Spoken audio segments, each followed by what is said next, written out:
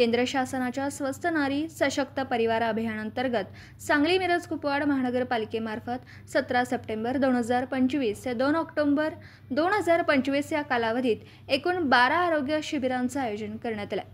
त्याची सुरुवात आज दिनांक 17 सप्टेंबर रोजी शहरी प्राथमिक आरोग्य केंद्र क्रमांक 2 साखर कारखान्यात झाली।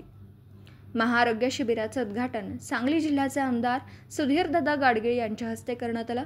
या प्रसंगी उपायुक्त स्मृती पाटील, शुभांगीताई साळुंखे, कांचनताई कांबळे, वर्षाताई निंबाळकर, अनारकली कुरणे मॅडम, संतोष पाटील सर, महेश साळुंखे व मनोज सरगर आदी मान्यवर उपस्थित होते। शिबिराच्या यशस्वी आयोजनासाठी आयुक्त सत्यम गांधी यांच्या मार्गदर्शनाखाली मनपा उपायुक्त स्मृती पाटील मॅडम व वैद्यकीय आरोग्य अधिकारी डॉक्टर वैभव पाटील यांनी समन्वय साधला।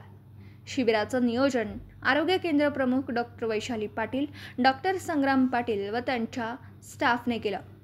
शिबिरात स्त्रीरोग, बालरोग, रक्तदाब व शुगर तपासणी, कर्करोग तपासणी, दंतरोग, अस्थिरोग, त्वचारोग, नेत्ररोग, मानसोपचार तपासणी यासह रक्तदान शिबिर घेण्यात आलं। एकूण 321 लाभार्थ्यांनी शिबिराचा लाभ घेतला तर 26 रक्तदात्यांनी स्वेच्छेने रक्तदान केलं। या शिबिरात मनपाच्या तज्ञ डॉक्टरांसोबत भारतीय hospital, Sudarshan hospital, Kulloli hospital व होरायझन हॉस्पिटल यांनी सहकार्य केलं। लाभार्थ्यांना आयुष्यमान भारत कार्ड देखील वितरित करण्यात आलं।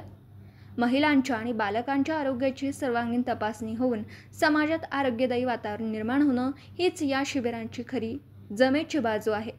आमदार सुधीरदादा गाडगीळ मनपा क्षेत्रातील महिलांनी जास्तीत जास्त शिबिरात सहभागी होऊन आरोग्य तपासणी करून घ्यावी। 2 ऑक्टोबर 2025 पर्यंत सदरचं अभियान चालू असणार आहे। दिवसभरातील घडामोडींचा आढावा घेण्यासाठी पाहत रहा N24 मराठी न्यूज चॅनल।